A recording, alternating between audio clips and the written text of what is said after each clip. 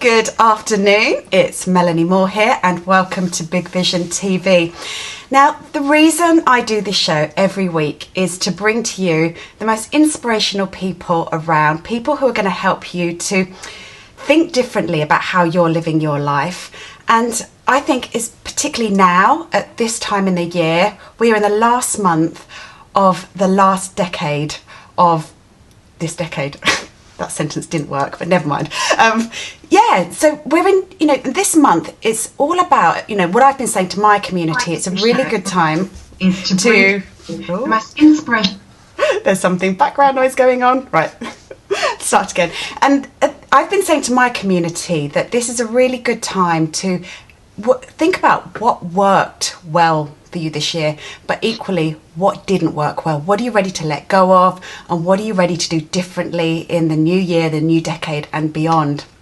So these are just some questions to ask yourself. Now you can see who my guest is because I'm still trying to learn this new technology, and normally I should reveal the guest afterwards, but I'm so excited to welcome my guest this week. We've been having a great time having a chat before going live. There I am, look, you can reveal me, there you go. And he started talking already. Here we go, let's bring him on. And actually, before I can go any further on this episode, I'm going to do a slight parental advisory warning. And if you've got small children around, you may want to put some headphones in, because this is going to be unfiltered, it's live, and I want Paul to be himself. So I met Paul a couple of weeks ago at, can we all see him okay? Right, there we go. So I've just put it on Paul. This episode is, I've just said, I shouldn't really sabotage myself. I was saying the wonders of live TV, where you just don't know what's going to happen. So anyway, I think you can see us both now. Is that right? Alessandro said he can't hear anything. Okay. Can I just check? Can anybody else hear? Give me a thumbs up if you can hear us okay, because I can hear Paul okay. I'm just going to carry on for now. Got thumbs up. Great. I think we're okay. So I met Paul a couple of weeks ago at an event, Expert Empires, and he literally took the stage by storm. And he was so inspirational, very moving, very funny. And I just want to, to share him with my community. He's quite a different guest to the usual guest I have. So Paul, anyway, enough of me talking. Tell us about you. Introduce yourself. What do you do? You want to know? My name's Paul Mort. I help married businessmen get their shit together so that everyone around them benefits. That's me in a nutshell. That's where I'm at right now. Okay, so how did this come about? Obviously we heard your story on stage, but everyone watching here today doesn't know your story. So tell us how this came about. I'll give you the short version because I could talk about myself for like 2 hours. No problem at all. So I just kind of stumbled into doing what I do now because... Don't we all? Exactly. I stumbled into what I'm doing now. Since I've been self-employed since I was 21. I built several successful businesses, and back in 2014, I was probably at what most people would call the kind of highlight of the career. I built a very successful supplement company, a very successful marketing company. I had more money than I knew what to do with. I lived in a 4-bedroom villa with a private pool out in Marbella.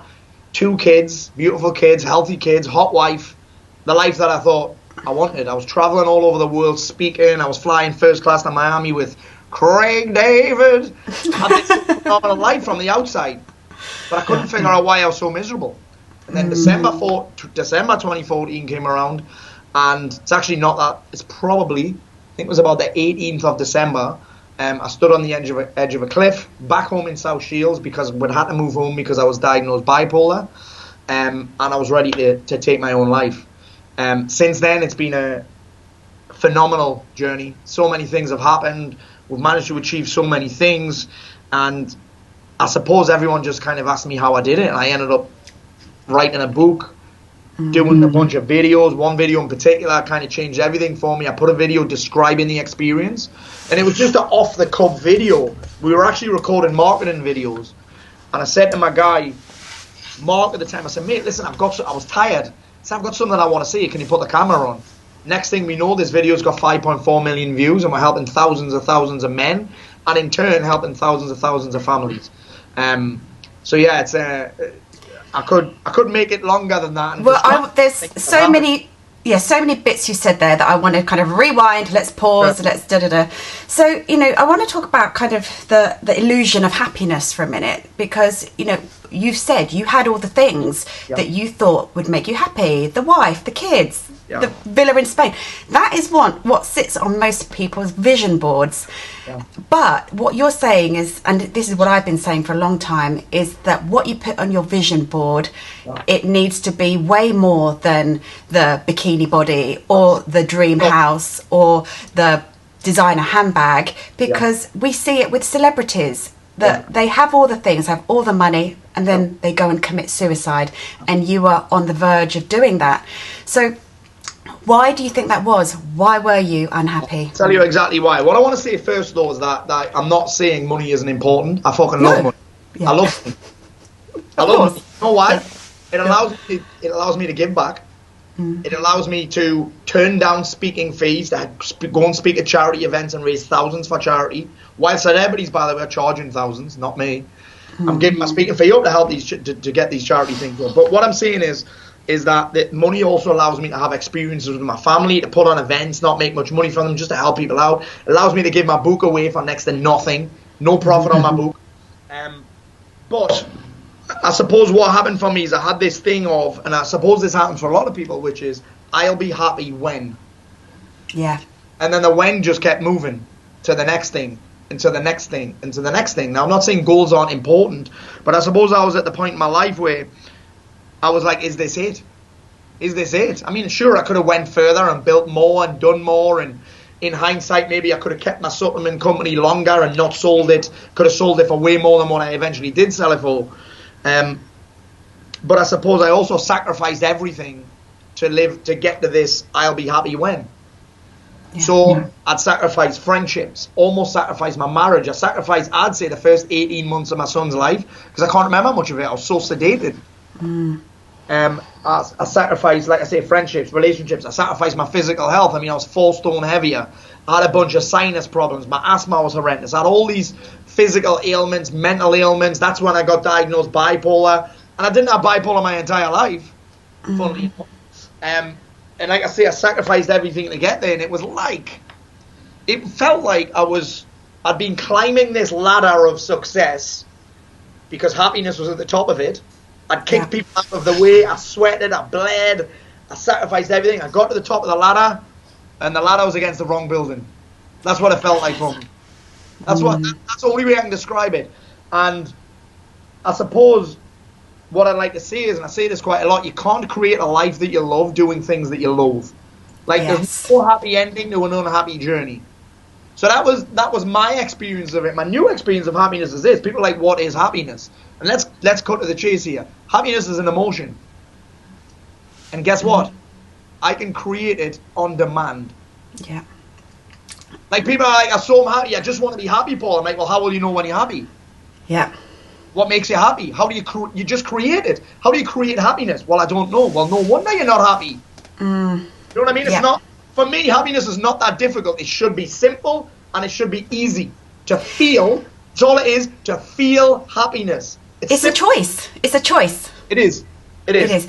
And I think actually that all our emotions are a choice. You can choose to be miserable, or you can choose to be happy. Now, some people are going to say, but Mel, you don't know what I'm talking about. You don't know what I'm going through.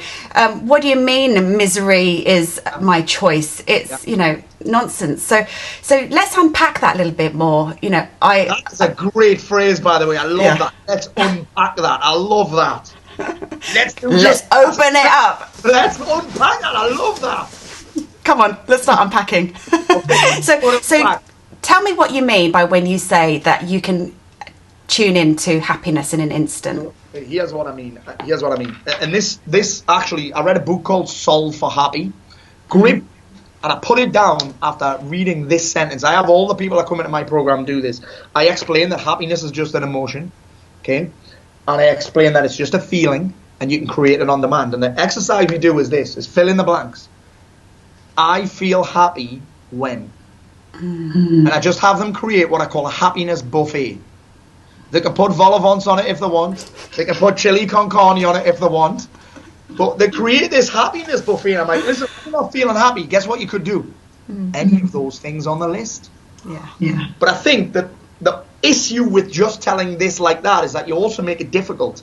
Like, I'm like, one of my favorite things to do that makes me experience happiness the most, one of them is singing in the car. I absolutely love singing in the car, right?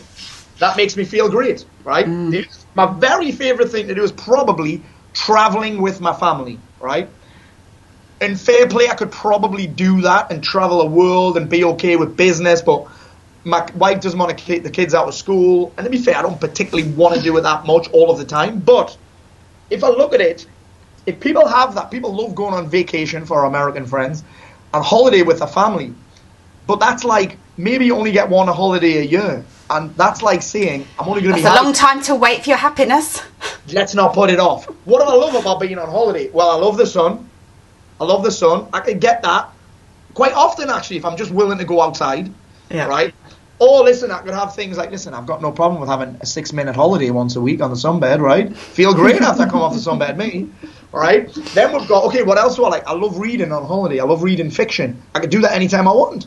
I love hanging out with my kids more without my phone. I can do that anytime I want. In fact, tomorrow is phone-free Thursday. So it's usually a Wednesday, but move things around this week so I can spend less time on my phone. I love going out for walks on holiday. I could do that. I love having a nap on holiday. I can do that. Yeah. I love going swimming with my kids and doing things with my kids and etc. etc. I can do that. Most of those things broken down, almost on demand at any time I want. So people I love that. This thing that what else makes me happy? I love going to the movies. I can do that almost any day of the week. What else do I love to do? I love to train jiu-jitsu. I love doing hot yoga. I love going to sing it. Me and my daughter are actually having singing lessons to do with duet at Christmas time right now. Love it. I love doing things with them, and I can do that any time that I want. Most people just choose not to, or they make it difficult. So some guys I work with are like, oh, well, I'm just happy when my kids are happy and my wife's happy. I'm like, well, listen, that's you placing responsibility of your happiness in the hands of somebody else. Not only is that unfair to them, you relying on them to be happy, but it's also going to be difficult for you. You're making happiness difficult. It's not hard. It's simple and it's easy. It's just a decision. It really is. And that's the thing, let's go back to the kind of the vision board thing for a minute, with, this, the life and everything. I think the things that make people happy are the simplest things that don't cost anything. And ultimately, our number one goal in life above everything should be to feel good and to be happy. Nothing more important than feeling good. Sorry? Nothing at all. Nothing more important than feeling good. Nothing. But I do have a slight kind of caveat around that as well, that maybe cracking open that bottle of wine and then having a second one, you may think that'll make you feel good, but exactly what is that masking? What is that? What are you kind of blocking out? What do you? I call these the numbing things. They're not necessarily. Yeah, exactly. So you said you spent that time, in your own way, sedated, and that's when we avoid the feelings, which is even worse than. Not feeling anything at all. It's better to get angry than to not feel anything. Yeah, it is. I agree with you 100%. So there's feeling good. Yeah. And there is what I would call destructive feeling good. There's destructive feeling good. There's escaping feeling good, and there is what I would call empowering feeling good. Yeah, totally. So now you said it was very brief, but it's such a significant part of your story. You said you got to the point where you were on the edge of a cliff. Now this is the bit where you came on stage and you took us to that moment in time. And I won't repeat the words that you started, you came on stage with. Yeah, that's a good opener there. So it was a very good opener. So can you just take us back to that point in time? This is such because that's the thing, and there are so many people, and if you're watching this episode and you do feel like you're in a dark place, please do reach out and get some help. Do not sit there and suffer in silence. And so many people don't, just pick up the phone, call someone. There will be somebody there who wants to hear from you, who will. Let me tell you what to say, by the way, because everyone talks about, oh, it's great to talk. I'm like, as a man, what the fuck am I supposed to say? Yeah, go for it. Say is this, listen, I just want to let you know, don't need to do anything just now. I just want you to let you know that I'm struggling a little bit. and I'm trying to get myself together. I just wanted to let you know that. That's all. Yeah. That's all that men have to say, because the difficulty, before we go into my story, the difficulty that men have is when we're in this position, we already feel like we're an inconvenience. Mm-hmm. Already feel like we're a liability. We already feel like we're getting in the way and that we're letting people down, etc. Then telling us to talk to somebody who we already feel like a burden on, for me, isn't the solution. Mm-hmm. Like, just go and talk to someone. I'm like, listen. I think that's where men and women differ. Yeah, tell me what to say. Tell me what to say. What am I supposed to say? I already feel like a burden. And that's why, and this will resonate with my story, that's why men tend to just go isolate themselves. Because we feel like we're getting in the way. We feel like a burden. And then we're like, well, how are they going to cope with me saying that? And something that I didn't know, my book's being rewritten right now. And my wife's put an afterword in. Because everyone wants to hear from my wife now.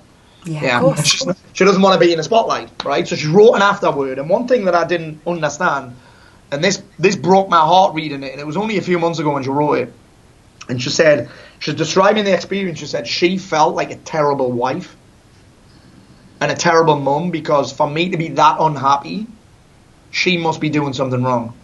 So now I'm like, I get it now. That's why it's a difficult thing, because again, we feel like a burden. So let me rewind a little bit to your original question, because it's such a great point.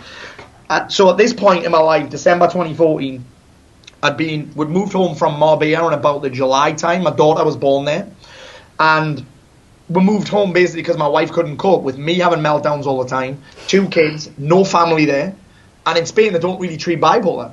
There's no treatment for it. It doesn't really exist there. Right, which is interesting in itself.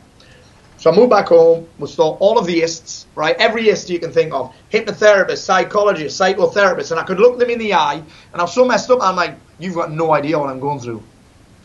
You're not the guy for me. I'd walk out within 5 minutes, I'd know. And that's probably a very egotistical way to look at it, and probably not the right thing to say, but that's how I felt. And then it just got to a point, and I remember being at a friend's wedding in Italy, earlier, and I got back and I just partied for like 2 days straight, and then I went missing. Because at the time, and men do this quite a lot, most kids, when we're kids, we get the most attention when we're being dicks. Right? Agreed? Kids get the most attention from parents when they are acting up. Therefore, teachers. Yep. They will continue to act up because all they want is attention. Yeah. Now, the problem is with men that most of us will take that into adult life. We'll get love and attention from the people we want it from by acting up. So I'd disappear for hours on end. So I'd get attention and get love, get affection, get a bit of sympathy, because I didn't know how else to get it. Let me tell you, gentlemen that are watching, just ask for it. Mm-hmm. You don't have to be a complete bellend. Sorry about that, Melanie. You don't have to be a complete bellend. To get attention and love, just ask for it. Ask for affection. Listen, I'm feeling a little bit low today. I'm not feeling like myself. Can I get a little bit of love and affection from you? Of course you can. Who's going to say no to that? Do you know what I mean? You don't have to act up. Oh, we're singing lessons being moved. Sorry, I just got a message came in there. Singing lessons being moved tonight. This is real life, guys. Yeah, exactly. It's real life. It's live. This is what you get when it's live. It's not polished. So I'm in this position, and I've run away for like 7 hours or something. And my wife, at this point, I'd do it so regularly that my wife would just get in a car and follow me. Because I live right on the coast road, right on the beach. And I'd be driving up and down the coast road. And then I didn't know what else to do. And my whole thing was, no one cares. I can't do it anymore. You've heard me say this. No one would even be bothered if I went. No one's even bothered that I feel like this. The reality is nobody really knew. That's the reality, because I'm sure there'd be people bothered if we could tell them. So, and then I got out the car and I think I was ready to jump. Looking back, I'm like, I probably didn't choose the best spot, and I probably just broke my leg. I shouldn't really Sorry, joke. Shouldn't laugh. This is how I get it across, and I probably just broke my leg, right? And my wife came running up the thing and stood in front of me. Listen, if I really wanted to do it, I'd have probably just done it. So somebody asks, I get asked all the time, what do you think would have happened if your wife wasn't there? I'm like, I don't actually know whether I had the courage to jump or not, or whether I was selfish enough, whatever it is, whatever your opinion on that is, right? And my wife said to me, think of the kids. This is our words, think of the kids, Paul. And I'm like, I am thinking of the kids. I'm awful to be around. I'm an awful dad. I'm horrible to them all the time. I'm hungover almost all of the time. And she said to me, these are the words that changed everything. This was a snap for me. Think about the kids growing up for the rest of their lives as those kids that people are talking about at school, who people are talking about at football training or jiu-jitsu training or whatever, whose dad gave up on them.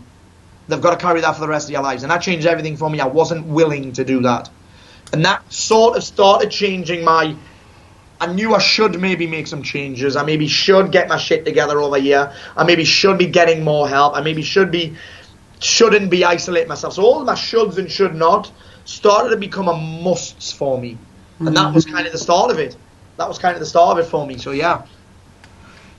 So, that's incredible. Well, it's an incredible story because we obviously know that there's a positive outcome.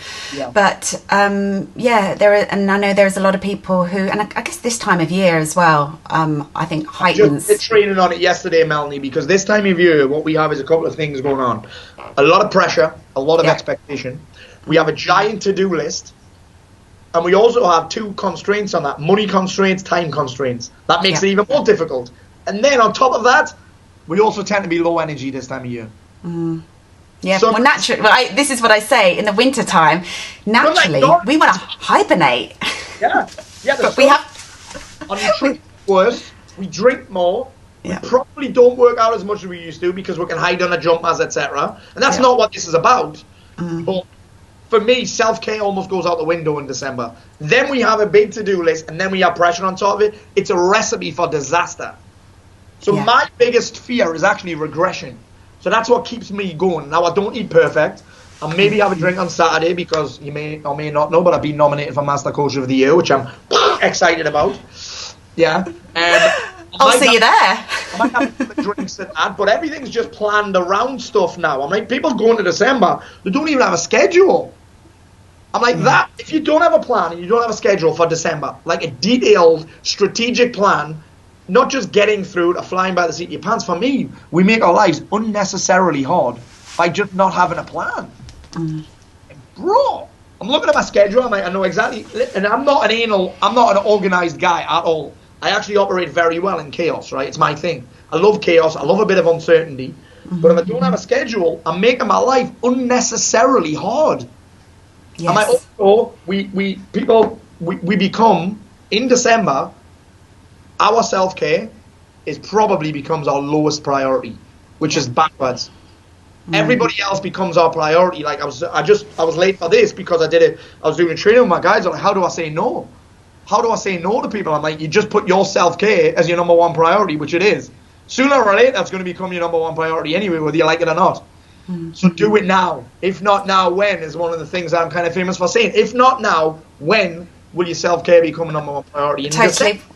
We have very similar messages. I think just more important. It's more important in December. Yeah, it really is. And that whole thing about scheduling, you're so right. This is thing I say over and over again.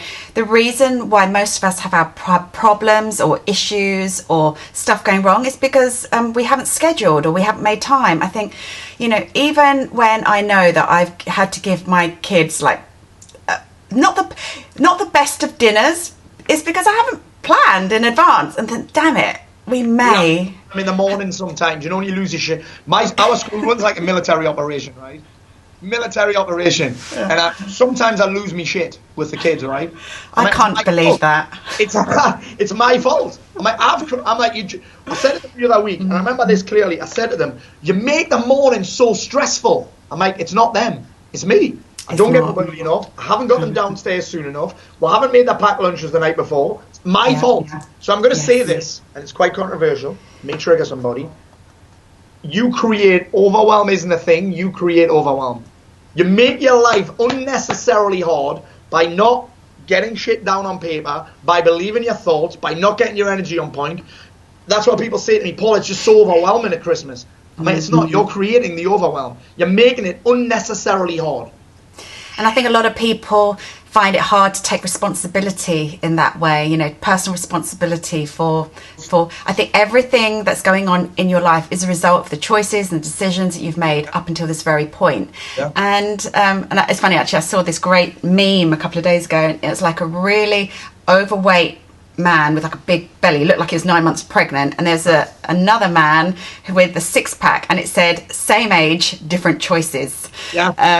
It's like so true, you know. Do you know, Melanie, do you know, I did a training back in October for like a live event, and I was saying that as harsh as it sounds, I can tell what you're committed to by looking at your body.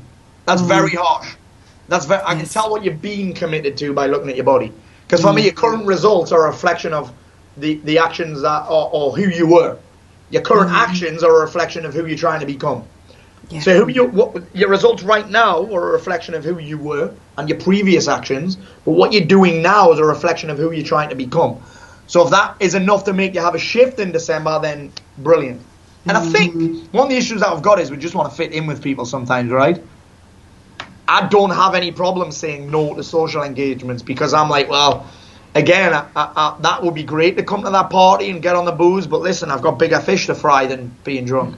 I'm working towards something bigger, and I think that actually some of it, Mel, and obviously you'll give me an insight on this, is that I think that sometimes people have the kind of lack purpose that's bigger than just feeling temporarily better.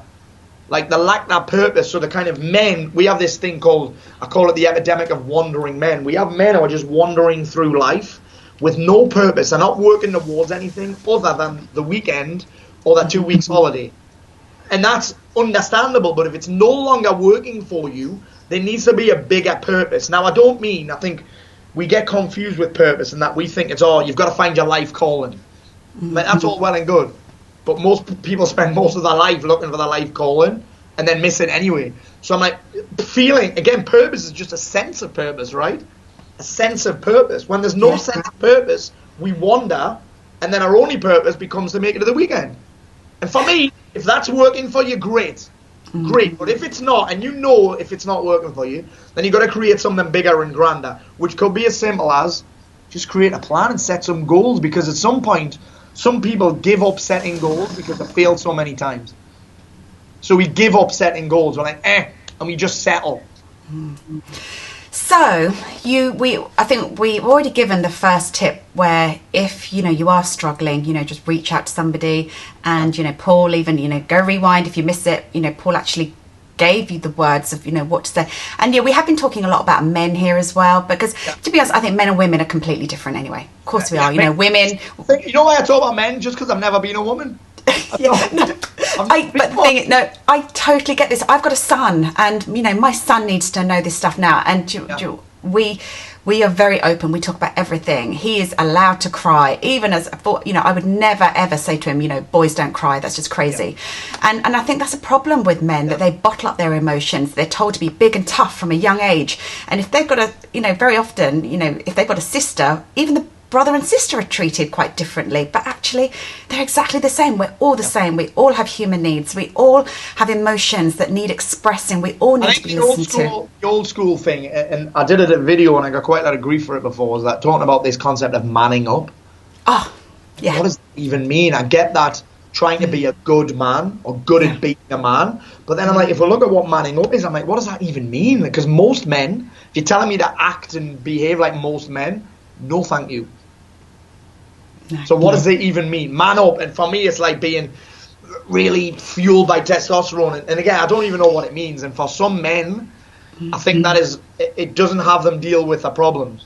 Yeah, and the reason that women are different is because we love a little chat. We get on a phone, and, you know, when we have babies, we get together and we sit in a circle and we feed our babies together. So that's, but then men, you know, go back to work and they would feed our babies together for some reason. We do. But that's the thing. But men, they kind of go back to work, and they don't have similar circles, and you know they bond over a beer and football. That's about right. Let's face this, right? Men tend to get by on taking the piss out of each other. Yeah, that's what happens. So men won't say anything because they're insecure mates, right? Because that's what it is, right? I'll say this, right? Your friends that mock you the most for what you're wearing, for what you're doing, for how you look, etc. They are the ones with the biggest insecurity. There's a direct correlation between insecurity and mocking. No doubt about it. No doubt about it. And that's the difficult thing about manning up. Like, well, I can't talk to my wife because I already feel like a burden on her. And if I say something to my friends, they're going to take the piss out of me. I don't want to be made to feel worse. Do you know what I mean? Yeah. So it's a difficult place to be in for men. Do you know what I mean? That's the thing. Men Totally. banter. They don't want to banter it out. So they'll just isolate themselves from both their wives and their friends. Their friends might take the piss, and their wife, they feel like a burden. So we've given the first step of, how to open up, if you are in a bad place. Yeah. I'd say, what would you say that the next step is? I'd say go get Paul's book. Sold out. Sold out, really? Yeah. Okay, well, you will be. You're doing reprints anyway. You've already told me where you can get it. Unstoppablebooks.com, and I'll put a link in the comments at the end of this. Perfect. Yeah, that's a good place to go if you want the audio only. You can go to unstoppableaudio.com, and that is narrated by me. I love it. Do you know, I can't stand it when you get an audio book and it's narrated by somebody else. Good for sleep. But it's completely unedited as well, by the way. I love it. Completely unedited. I didn't edit it at all. I read it in 2 sittings. Yeah, it's fun. It's fun. But the first step for me, right, is I say to people, listen, you've got to get clear on what you want. Because when we're in this situation, we become addicted to what we don't want. So when I say to people, what do you want? Well, I don't want this and I don't want this. Unfortunately, and I love this saying, where attention goes, energy flows and results show. So if your attention is constantly on, I don't want this, I don't want this, I don't want this, I don't want this, you'll just get more of that. You've got to have your attention on what you do want. Now, if you don't know what you want, that's fine. Get clear on how you want to feel. Okay? Yes. Because again, we get addicted to talking about how we don't want to feel. Like people like my anxiety, my depression, I'm like, dude, change your fucking language. It's not yours. I love that. Can you see the irony of that sentence? Change your fucking language. Dude, well, funnily enough, it's just gone to the designers. We made this big trigger poster, habit trigger, and one of them says, mind your fucking language. I love it. Yeah. So my guys are aware of this. I'm like, some of the things you say, like, I feel like I'm in the pit. I'm like, that's not a thing. I feel like I'm lost, but you're not, are you? I feel like my heart's going to explode. It's not, though, is it? I feel like the weight of the world's on my shoulders. It's not. So one of the things I'm clear on is we've got to get clear on how we want to feel by first saying, and this is the thing, again, that language kills us. I'm like, how do you really feel? What emotion are you currently experiencing? That's the question. What emotion? So I'm going to give you 4 things now that are game changing for men anyway. How do you really feel right now? And the thing is, we are trying to solve problems. We're trying to think our way out of depression. We're trying to think our way out of anxiety or be mindful in that. I'm like, no, action is the only answer. The only answer is action. And even if the action is get a pen, get a piece of paper and dump this drama show, this horror movie that your mind will show you, this horror movie on repeat. Do you know what I mean? What's a guy called? Like Pennywise on repeat, right? So, Georgie, do you like the circus? It's on repeat, right? So you've got to get out of here and onto paper. And what this does for me is it strips away the intensity of the emotion, right? It strips away all this intensity, all this drama. How do you really feel? What emotion are you currently experiencing? Not what do you feel like, because that's an analogy. Analogy is fantasy land, right? I feel like, not what do you feel like? What emotion are you currently experiencing? That's question 1. Question 2, so we're taking it from a problem to a puzzle now, right? Puzzles are solvable. Problems are drama shows, right? 2 is, what does that mean? What does it mean that you're experiencing that emotion? And that starts to get you clearer, stripping away the intensity of your bullshit. 3, how do you want to feel? And that's important because now you can create a strategy. You can't think your way out of any of this. Now you can create a strategy. How do I want to feel? Oh, well, I want to feel energized. I want to feel happy. Number 4, strategy. What are you willing to do to feel like that? That's how you shift. That's how you shift quickly. Like, if you don't even talk to anybody, like, do you need to go and talk to anybody, or could you just answer those questions and that could change everything for you? 1, how do you want to feel? How do I feel? What emotion am I experiencing? 2, what does that mean? 3, how do I want to feel? 4, what am I willing to do to feel like that? And if I want to put a 5 on, would now be a good time to start? Take action is the only answer to getting out of any of these, what I would call disempowered states or primal states. My mate Tom Bill, would call them. Yes. Yeah. You know, I echo everything you say all the time. It's in a slightly different way. I've done this before, right? And it's so true. You know, one of the key phrases I've been saying this year, and it is about the language, that your word is your wand. That's not my phrase. I think that's a writer called Florence Scovel Shinn. And it's so true, you know. And there's 3 types of words that we have in our life. They're the words, the thoughts you have in your head. They're a little bit harder to manage. Yeah. The drama show, as you talked about, you know, then there's the words you speak out of your mouth, which, again, many people, no filter. The words just trip off the tongue. You know, I'm such an idiot. I'm so whatever. You know, the words I am are so powerful. Anything that comes after the word I am, do not say it unless you want it to be true for yourself. Yeah. And then it's the words that you write, which we do have total control over. It's like rewrite that story you want for yourself rather than... think as well, seeing it, you're almost thinking it, and then saying it, you're almost casting a spell on yourself, right? Hang on a minute. Spellings at school, why are they called spellings? Is because we're casting a spell. That is why they're called spellings. I love that. Yeah. It's so, you know, our language is so important, and that for me is number one. You know, Melanie, this is what I say a lot of the time. Whenever I want to see shrinks, any kind of ist, if it had ist on the end, I was paying to see it and try and fix my problem. Mm. They would always be like, and everyone knows this, right? If you're depressed, exercise is amazing for you. But let's face it, when you're low, that's the last thing on your mind. Mm. Like, that feels like moving. I would have to move a mountain to get into the gym. So what would your answer to that be? So my answer will be this. Get a pen and a piece of paper. That's it. Yeah. If you aren't willing to do that, then you're willing to keep feeling like shit. Or, do you know what I mean? Does that make sense? Totally. Like, listen, exercise is amazing. Mm-hmm. We train every day here. Nutrition's amazing. Getting your water in is amazing. Doing all of this stuff is amazing, is effective. But at that time, when you can't even open your curtains at home, exercise is the furthest thing from your mind. Yeah, and it feels like you would have to move a mountain to go and exercise. But listen, you just have to be willing. And that's what it boils down to. Because, listen, I'm going to say this and it's harsh again. It's going to be controversial again. We all have the life we're willing to put up with. We all have the life we're willing to tolerate. Okay? And you'll only make a change when you're no longer willing to feel like that. And when you're no longer willing to feel like that, by default, you become willing to do what's required to feel different. So you've only got to be willing to pick up a pen and a piece of paper, and that could change everything for you. Totally. Yeah, that's the thing. How much do you want this? And, you know, we were saying before, I think people have different kind of threshold to pain and discomfort and you know, a mediocre life. And it is, you know, what are you willing to put up with? But... And, you know, and I think at this time of the year, which is why I'm so passionate about kind of sharing this now, this is the perfect opportunity to take inventory, to take stock of, you know, the last decade or even beyond that. Yeah. You know, the start of a New Year's was a great time setting goals. Actually, it's a bad time. January is terrible. But anyway, but this is a new decade. And it is like, you know, what do I want the next 10 years to look like? Because, you know what, as well, Mel, right? I think, and you'll know this as well, Christmas is a very easy time to get obsessed and focused on what you don't have. And what hasn't worked for you. For me, you've got to totally flip that.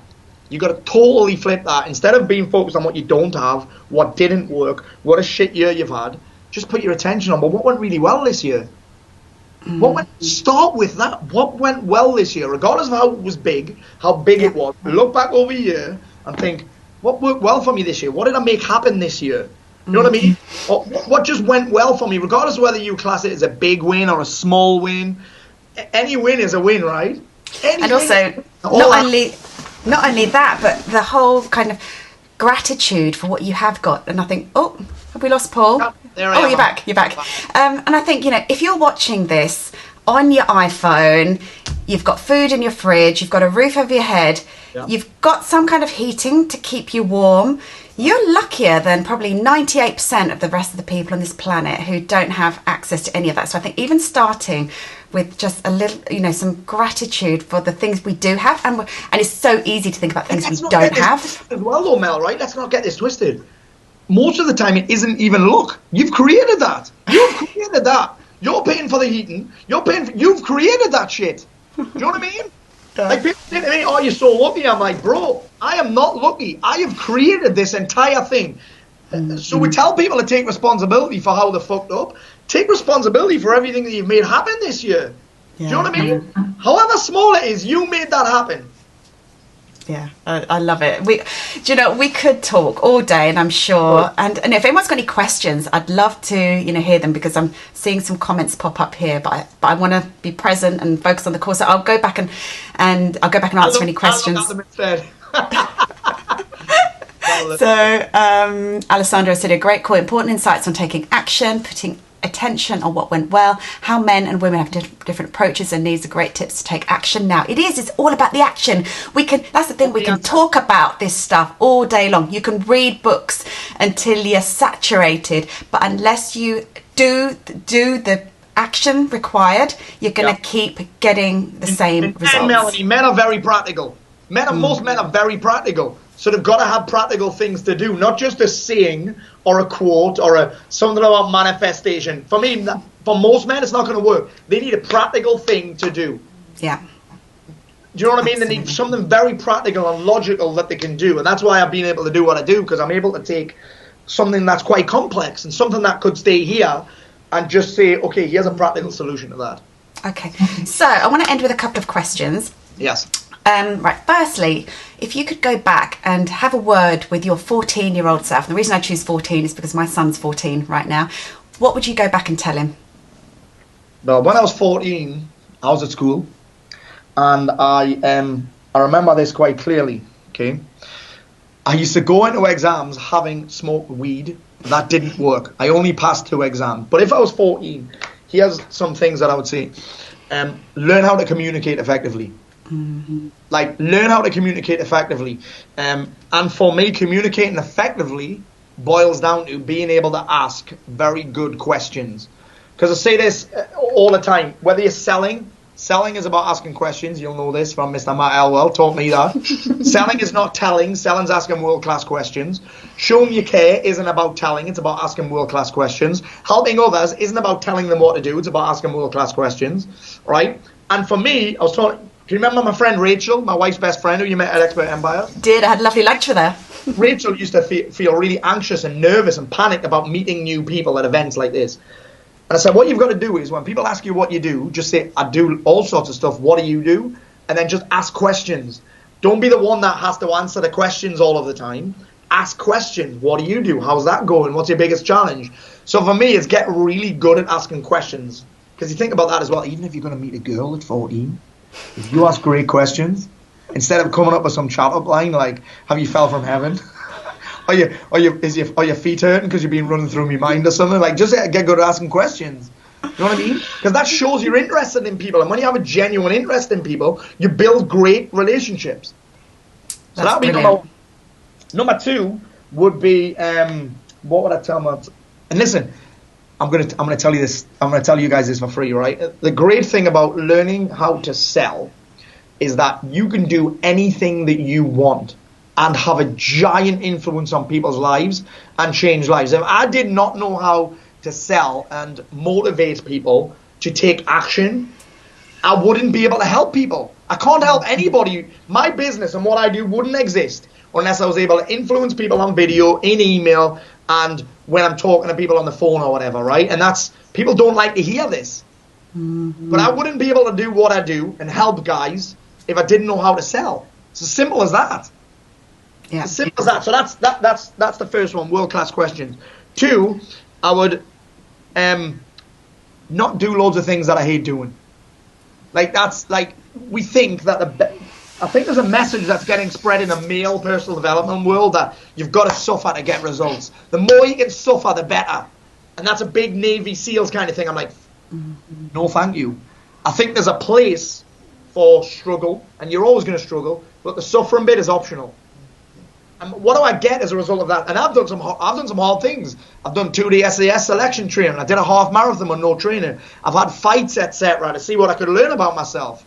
But I found a way to love them. So the suffering part is optional. And number 3 would be my message that's on my t-shirt and on my t-shirts. If you say you're going to do something, do it. Do what you said you would. That's integrity. It. Yeah. That'll be it. And the next question I have for you, because obviously this is called Big Vision TV. I'm all about getting people to think bigger, dream bigger, act bigger. Yeah. What's next for you, Paul? What's your big vision? I've actually just been talking to Mr. Nick James about this earlier today. I've got a few visions. One, I want to affect over 1 million families. My big vision is to impact 1 million families through my message, through what I do, through helping men get their shit together and level up. The second thing I want to do is I want to put on Europe's or the world's biggest event, seminar, boot camp thing for men and getting their shit together. And do you know what? That would do for me. Because people talk about legacy. People always talk about legacy, and it tends to be in the world of I want to leave a legacy with my business. Listen, if I could leave a legacy in my business, great. But there's only one legacy I give a fuck about. One of them's now 8 years old and one of them's 6 years old. That's the only legacy that I give a shit about. Absolutely. My number one responsibility as a man is to raise my children and show them how to live, and I take that seriously.